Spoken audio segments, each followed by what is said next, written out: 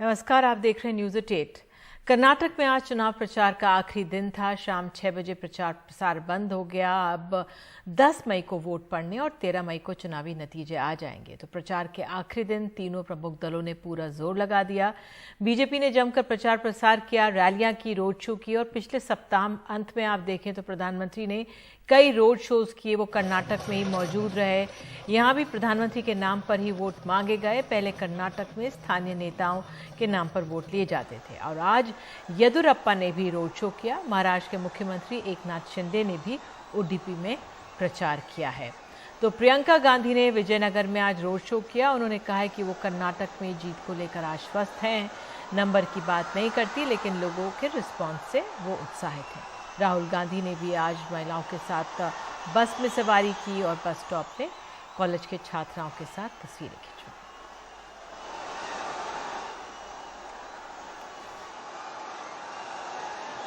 देखिए, 4% मुस्लिम रिजर्वेशन हमारी पार्टी ने ही खत्म किया है। सच कह रहे हैं, क्योंकि वो गैर संवैधानिक था।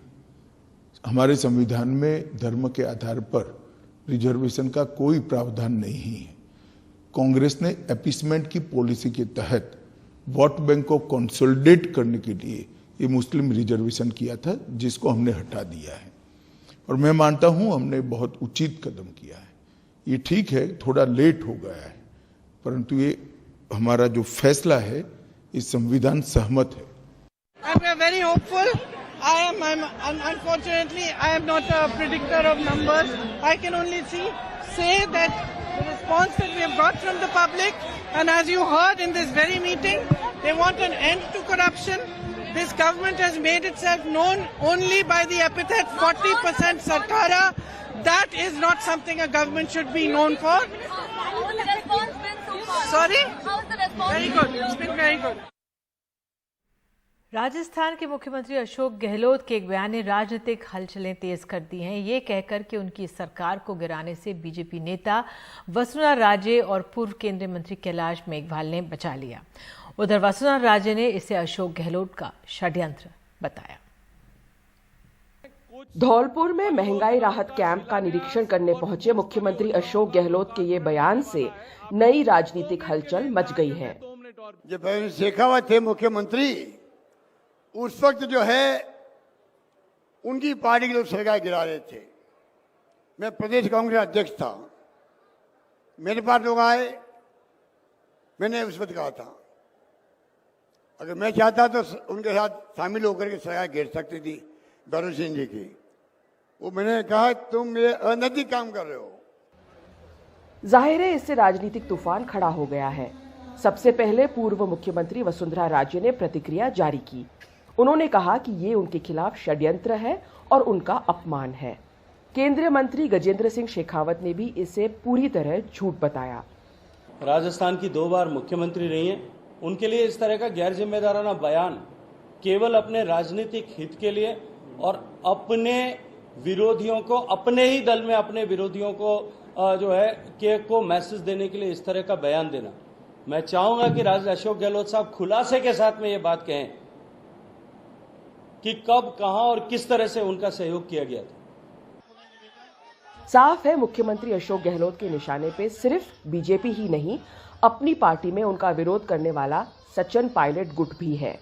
हाल ही में पायलट ने बाड़मेर में एक जनसभा में भ्रष्टाचार के खिलाफ कार्रवाई हो, ये मुद्दा अशोक गहलोत को निशाने पे लेते हुए दोबारा उठाया था।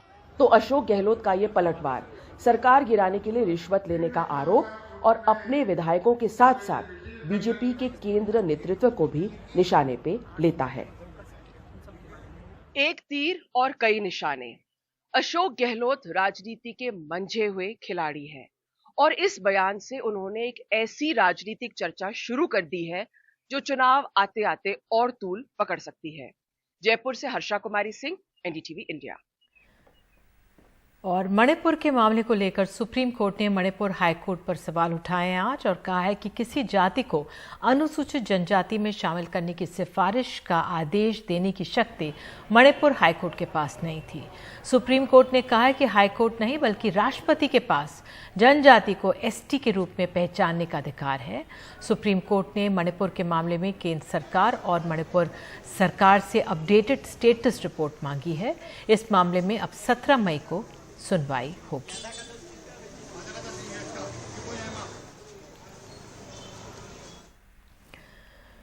जंतर मंतर पर धरना दे रहे पहलवानों के साथ देने के लिए किसान पहुंचे और दिल्ली पुलिस ने धरने की जगह के आसपास सुरक्षा बढ़ा दी है।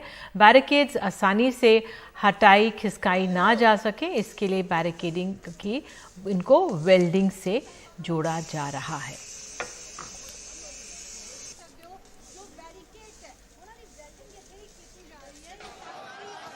सोमवार को जंतर मंतर पर पहुंचे कुछ किसान पुलिस बैरिकेड पर चढ़ गए और धरना स्थल तक पहुंच गए। दिल्ली पुलिस ने कहा कि ये किसान जल्दबाजी में थे, लेकिन उनके साथ कोई धक्का मुक्की जैसी बात नहीं हुई।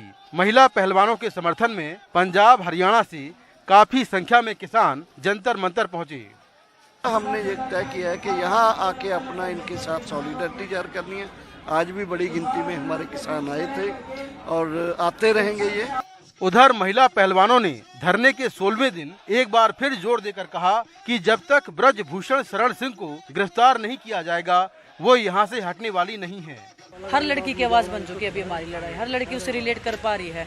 तो अगर हमें न्याय मिलेगा तो डेफिनेटली पूरे देश में लड़कियां काफी आगे आके कुछ भी गलत होगा तो मेरे ख्याल से आवाज उठाने में ज्यादा सक्षम होगी और ज्यादा आत्मविश्वासी के साथ में उठा सकेंगे। हरियाणा कुश्ती संघ के 3 सदस्यों झज्जर से वीरेंद्र सिंह दलाल, हिसार से संजय सिंह मलिक और मेवात से जय भगवान को ब्रजभूषण शरण सिंह के खिलाफ प्रदर्शन करने के आरोप में सस्पेंड कर दिया गया है। अब 21 मई तक जंतर मंतर पर महिला पहलवानों के समर्थन में किसान संगठनों से जुड़े लोग और खाप पंचायतों से जुड़े हुए लोग यूं ही आते जाते रहेंगे। वहीं दिल्ली पुलिस अब तक की जांच के हिसाब से आरोपी ब्रजभूषण शरण सिंह को गिरफ्तार करने के मूड में नहीं है। नई दिल्ली से कैमरामैन एजे जोसेफ के साथ मैं मुकेश सिंह सेंगर, एनडीटीवी इंडिया।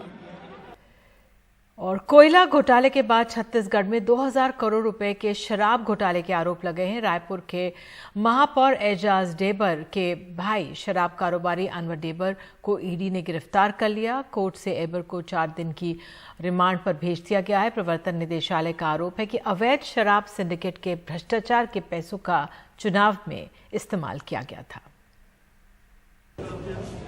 ये रायपुर के महापौर कांग्रेस नेता और मुख्यमंत्री भूपेश बघेल के करीबी एजाज ढेबर के भाई अनवर ढेबर हैं। प्रवर्तन निदेशालय की माने तो छत्तीसगढ़ में अनवर अवैध शराब के सिंडिकेट के सरगना हैं। रायपुर की विशेष पीएमएलए अदालत में दायर आवेदन में ईडी ने दावा किया है कि सिंडिकेट में बड़े अधिकारी और सियासी लोग भी शामिल हैं। ईडी ने कहा है कि उसकी जांच में पता लगा है कि 2019 से 2022 के बीच राज्य में बिक्री की कुल शराब में 30 से 40% अवैध शराब थी। सरकारी शराब दुकानों में लिस्टेड ब्रांडेड शराब के साथ 30 से 40% देसी शराब बेची गई, जिसका राजस्व सरकार को नहीं मिला। आईएएस अधिकारी अनिल टुटेजा रिश्वत की रकम इकट्ठी करते थे। ये सिंडिकेट अपना हिस्सा निकालकर बाकी राशि राजनीतिक हस्तियों को प्रचार के लिए भेज देती थी। ईडी का दावा है कि अनवर और टुटेजा के बीच 14 करोड़ रुपए से ज्यादा के ट्रांसफर होने के सबूत उसके पास हैं। इस सिंडिकेट ने 3 साल में राज्य को 2000 करोड़ का चूना लगाया। हालांकि आरोपी के वकील मामले को राजनीति से प्रेरित बता रहे हैं। 2-3 साल लगभग हो गए हैं और जो बचाव पक्ष ने हमने वहाँ पे यही दलील रखी है कि इनका जैसा डिमांड फॉर्म है वो इसको पॉलिटिकली वो कर रहे हैं। ईडी के रडार पर दोनों ढेबर बंधु हैं। महापौर एजाज ढेबर से भी लगातार पूछताछ हो रही है। एक भी आदमी, एक भी चीज, अगर कोई भी मेरे मोबाइल से, मेरे घर से कोई भी चीज अगर बरामद होगी तो मैं आपके सामने बोलता हूं कि मैं पूरी तरीके से राजनीतिक संन्यास ले लूंगा। बीजेपी इस मामले में हमलावर है। पवित्र गंगा जल हाथ में लेकर कसम खाने वाले भूपेश बघेल जी, कांग्रेस पार्टी, दारू का पैसा कहाँ गया? सरकारी खजाने में चटनी के माफिक पैसा गया। राजकोष की जगह भारी भरकम राशि डकार ली गई। 2000 करोड़ की मनी लॉन्ड्रिंग की गई। अनिल टुटेजा के खिलाफ इनकम टैक्स ने दिल्ली की अदालत में आरोप पत्र दायर किया है। पिछले साल प्रवर्तन निदेशालय ने इसी आधार पर PAMAL के तहत मामला दर्ज किया था। छत्तीसगढ़ में ईडी की लगातार कार्रवाई जारी है और चुनावी साल होने की वजह से कांग्रेस की मुश्किलें बढ़ सकती हैं। वजह भी साफ है कि ईडी के रडार में वही लोग हैं जो कांग्रेस सरकार के करीबी हैं। रायपुर से जुल्फिकार अली, NDTV इंडिया के लिए। और मुख्यमंत्री भूपेश बघेल का इस पर कहना है कि ये आरोप गलत है। कोई चल संपत्ति जब्त किया आपने, अब किया है तो कितने का किया है? 3 साल से आप जांच कर रहे हो, IT और ED यहाँ लगे हुए हैं।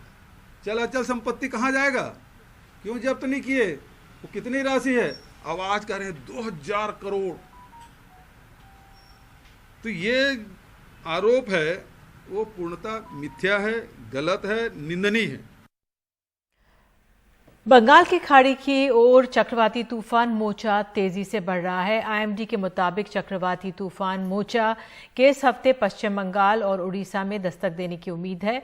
मौसम विभाग ने बताया है कि चक्रवाती हवाओं का क्षेत्र दक्षिण पूर्व बंगाल की खाड़ी और इससे सटे दक्षिण अंडमान सागर के ऊपर बना हुआ है। इसकी वजह से बंगाल के साथ साथ पूरे उत्तर भारत के मौसम पर असर पड़ेगा और 9 से 12 मई के बीच तेज हवाओं के साथ बारिश होने की संभावना है।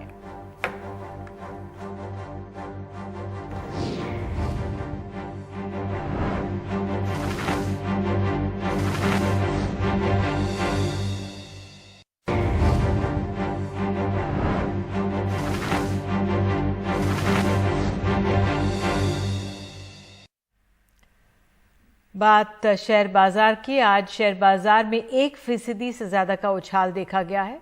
पिछले 5 हफ्तों की परफॉर्मेंस की बात करें तो आज की बढ़त सबसे ज्यादा रही। विदेशी पोर्टफोलियो निवेश और तेल कंपनियों के कम कीमतों के कम होने पर इसको वजह बताया जा रहा है। राजस्थान के हनुमानगढ़ में सेना का MiG-21 फाइटर प्लेन क्रैश हो गया। विमान का एक हिस्सा एक घर पर जा गिरा जिसमें 3 स्थानीय महिलाओं की मौत हो गई। हादसे में 3 महिलाएं घायल भी हुई हैं। रूटीन ट्रेनिंग के दौरान MiG-21 दुर्घटनाग्रस्त हुआ। हालांकि पायलट सुरक्षित है। वक्त रहते विमान से निकलने में कामयाब रहा। इसको लेकर वायुसेना ने दुख जताया है। हादसे की वजहों का पता लगाने के लिए वायुसेना की जांच गठित हो गई है। राज्य सरकार ने मृतकों के परिजनों को 5-5 लाख मुआवजा देने का ऐलान किया है। उधर केरल के मलप्पुरम में एक नाव पलटने से 22 लोगों की मौत हो गई। मृतकों में 7 बच्चे, महिलाएं शामिल हैं।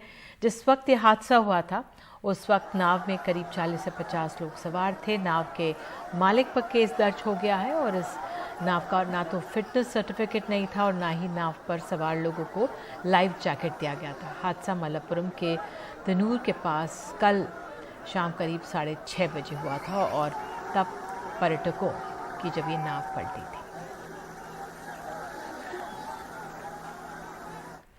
और जाते जाते बात बदलते मौसम की। गर्मियों में जहाँ तपती गर्मी की वजह से अब देखिए अब तो बारिश हो रही है। पहाड़ी इलाकों में तो बर्फ़ अभी से पड़ने लगी है। गर्मी से बचने के लिए पहुंचे सैलानी सर्दी से बच रहे हैं। जम्मू कश्मीर के पहलगांव और आसपास के इलाकों में मौसम अब बदल सा गया है। बेताब वैली में मई में ही बर्फ़ पड़ रही है। हिमाचल के कई पहाड़ों पर भी मौसम बदला हुआ है।